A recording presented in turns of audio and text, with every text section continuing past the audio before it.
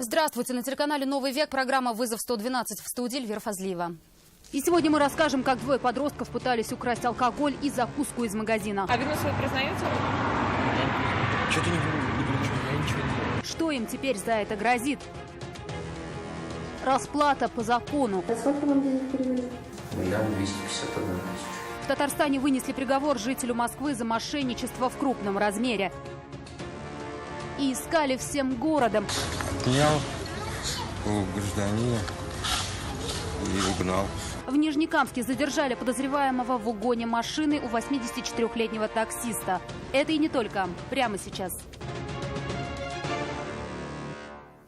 Пойманы с поличным. Минувшей ночью два несовершеннолетних подростка пытались украсть спиртное и продукты в одном из магазинов по улице Декабристов. Об этом сотрудники магазина сообщили группе быстрого реагирования охранного предприятия, увидев попытку пройти с продуктами мимо кассы. Продавцы смогли пресечь кражу и нажали на тревожную кнопку, что было потом в материале Алины Мусиной. Ну, впервые на такой поступок идете, да? Нет. Нет? Подростки, одному 15 лет, другому 14, признаются, что на подобный поступок решаются уже не впервые. В этот раз рассказывают, просто гуляли по городу, зашли в магазин. И тут пришла в голову мысль взять желаемое бесплатно. Говорят, решение было обоюдным, однако вину свою один признал, второй не стал этого делать. А вину свою признаете, что хотели украсть? А тогда вас что, ложно признаете? Нет. Что-то я ничего не делаю. Парень постарше рассказал, что они с другом хотели украсть баночку пива и копченую курицу, однако сделать это у них не получилось. Их заметили сотрудники магазина и вызвали охранное предприятие. Те, в свою очередь, задержали ребят. Затем ими в отделе занялись уже сотрудники полиции. Для беседы пригласили родителей подростков, а их самих, вероятнее всего, теперь поставят на учет подразделения по делам несовершеннолетних. Алина Мусина, Нафиса Минязова, Константин Бушуев, «Вызов 112». Сняла порчу за все свои деньги.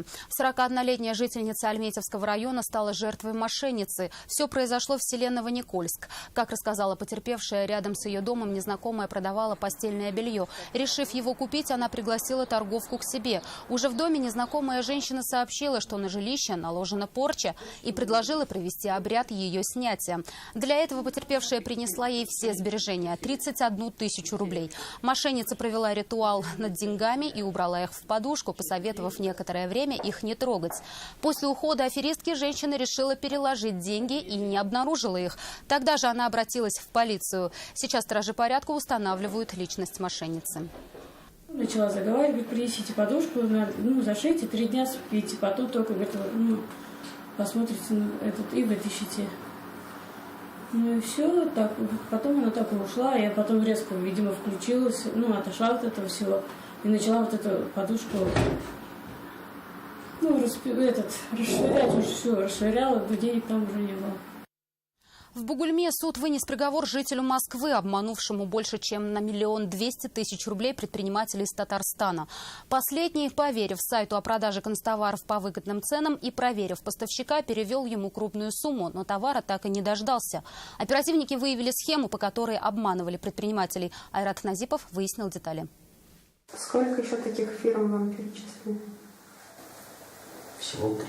25-летний молодой человек, житель Москвы, сейчас откровенно рассказывает о схеме обмана в особо крупном размере. На его удочку попались 3 фирмы, торгующие констоварами. Одна из них бугульминская. Их представители нашли сайт поставщика, зарегистрированный в Пензе, который предлагал нужный товар по сниженной цене. Договор подписали, счета пришли. Но чтобы убедиться, что это не обман, директор бугульминской фирмы запросил свидетельство индивидуального предпринимателя, а также ИНН и копия паспорта. Заявитель проверил достоверность представленных документов на официальных сайтах, где было указано, что информация соответствует государственному реестру, после чего потерпевший перечислил денежные средства в размере более 1 200 000 рублей. Но товар в указанные сроки не пришел, на телефоны никто не отвечал. Тогда предприниматель обратился в полицию. Оперативники выяснили, что подозреваемый находится в Москве, где его и задержали. На допросах молодой человек рассказал, что ИП зарегистрировал в Пензе, так как там были налоговые каникулы. И нашел человека, который согласился на оформление на себя фирмы за ежемесячные вознаграждения. Сам же уехал в Москву и из дома вел переговоры и собирал деньги обманутых предпринимателей. 1 251 000. Куда вы их потратили? Или они еще не потрачены? Они потрачены. Потрачены? Да. На собственные нужды или на что? На открытие производства чехлов деревянных для айфонов и других моделей телефонов. Окончание следствия и суда молодой человек дожидался под стражей. Весь ущерб, причиненный бугульминской фирме, он возместил. Несмотря на это, суд признал его виновным и назначил наказание в виде 3 лет лишения свободы условно и обязал к уплате штрафа в размере 100 тысяч рублей в доход государства. Айрат Назипов, вызов 112. Ударил 84-летнего таксиста, сел на его место и уехал на чужой машине. Подозреваемый в угоне Рено в Нижнекамске после задержания рассказал, как завладел чужим транспортным средством. Все произошло 13 июля, но подозреваемого сразу задержать не удалось. Лина Зинатуллина продолжит. Отнял у гражданина и угнал. Сейчас он ничего не скрывает, но когда шел на дело, был в кепке с длинным козырьком на часть лица. Но подозреваемого все равно зафиксировали камеры видеонаблюдения, в том числе и в трамвае, в котором ехал нападавший. Его путь отследили, как и путь автомобиля до нападения и после, но больше машина в камеры не попадала. Для поимки подозреваемого пришлось призвать на помощь жителей Нижнекамска. Эти изображения разместили в средствах массовой информации и социальных сетях с просьбой обратиться в полицию тех, кто опознал мужчину. Нижнекамцы откликнулись на просьбу. В кратчайший срок сотрудники полиции установили личность подозреваемого и задержали его. 46-летний нижнекамец сознался, да, попросил 84-летнего мужчину подвезти его до гаражного кооператива. Там на него и напал. Ударил его. И впоследствии пересел на его место. Он вышел из машины, пересел на его место и уехал. Он рассказал, где оставил автомобиль. Машину нашли в исправном состоянии и передали владельцу. В настоящее время подозреваемый задержан. Возбуждено уголовное дело по статье «Угон с применением насилия, не опасного для жизни и здоровья». Она предусматривает наказание до 7 лет лишения свободы. Лина Зинатуллина, вызов 112. Перекладывали вину друг на друга. На улице Гагарина столкнулись автомобили «Форд Мондео» и «Лада» 14-й модели. Оба водителя вину свою признавать не спешили. Их мнение узнал Слават Мухмадуллин. Наглец вообще высшей степени. Игорь, водитель отечественного автомобиля, не может сдержать эмоций. Говорит, спокойно ехал по улице Гагарина по крайней левой полосе. Как вдруг параллельно едущий с ним автомобиль «Форд Мондео» начал поворачивать налево с правого ряда и без поворотников. С правого крайнего ряда он пристроился туда. Ехал километров 20 в час, поворотник не включил и срезал резко сюда, вот в этот поворот небольшой. Тогда Игорь сделал все возможное, чтобы предотвратить столкновение. Говорит, попытался увернуть налево, но не смог. Расстояние было слишком маленьким. Произошел удар. Однако у водителя иномарки на этот счет другие взгляды. Этот на полной скорости, он тут тормозной ход 4 метра. Ехал меня, хотя он полностью полоса свободная была.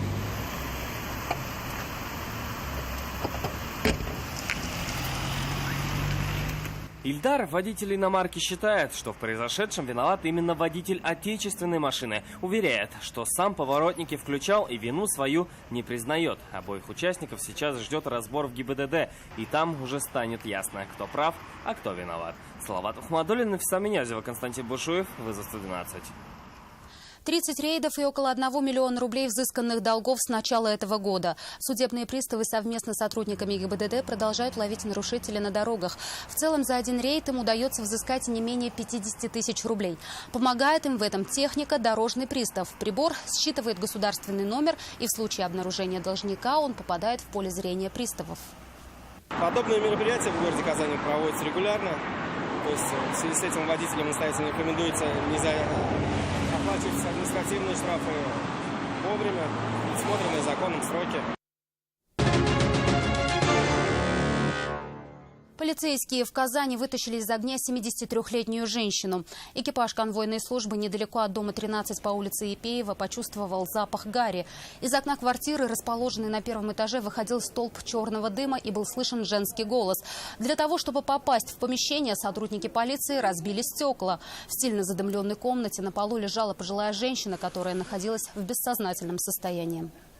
Незамедлительно начали вытаскивать женщину из квартиры, после чего оказали первую медицинскую помощь до приезда скорой помощи. Затем, оставив женщину с очевидцами, стали выводить остальных жильцов дома и тушить огонь. Женщину позже госпитализировали с отравлением угарным газом. Окончательно с пламенем на площади 5 квадратных метров справились пожарные. Очаг возгорания находился в коридоре. По предварительной версии, причиной стало нарушение правил пользования электрооборудованием. Это все, о чем мы успели вам рассказать. В студии была Эльвира Фазлиева. До встречи и не бросайте вызов судьбе. Вдруг она его примет.